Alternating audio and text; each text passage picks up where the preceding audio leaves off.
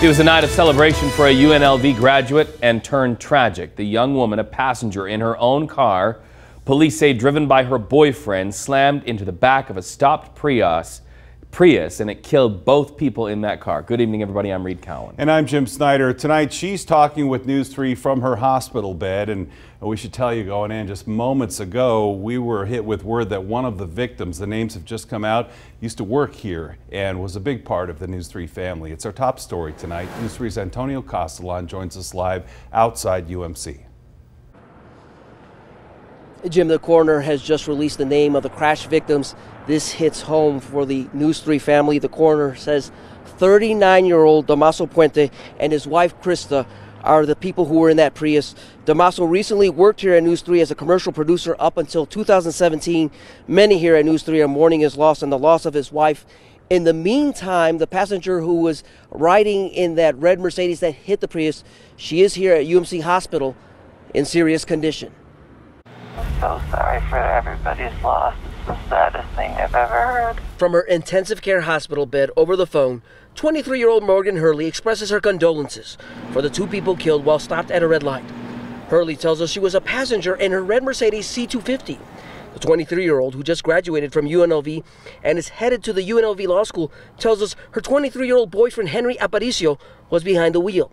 She says what the two were doing right before the crash. Yeah, we were playing games at Dave & Buster's, and that's all I remember. Metro Police say just after 9 Tuesday night, Henry Aparicio slammed the red Mercedes he was driving into a Toyota Prius, stopped at Sahara and Hualapai.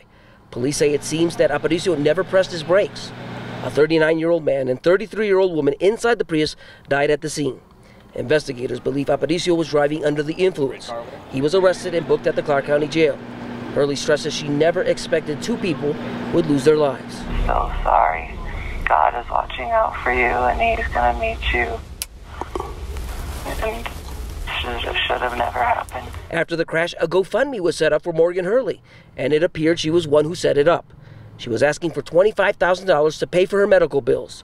Hurley received a lot of hate messages. One person wrote, "You have a lot of nerve setting up this account.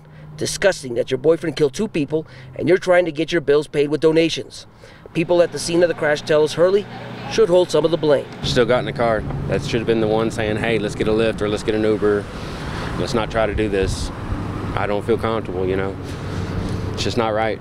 People shouldn't get behind the wheel. Recent UNLV grad still has the hope for a positive future. That I'll recover and continue going to school and hopefully, you know, eventually be able to move on from this and send all of my prayers for the rest of my life to their family.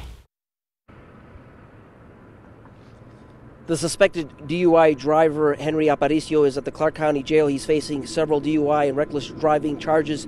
He is due in court tomorrow morning. Reed. Antonio, we hear these stories of DUI, suspected DUI in our community all the time.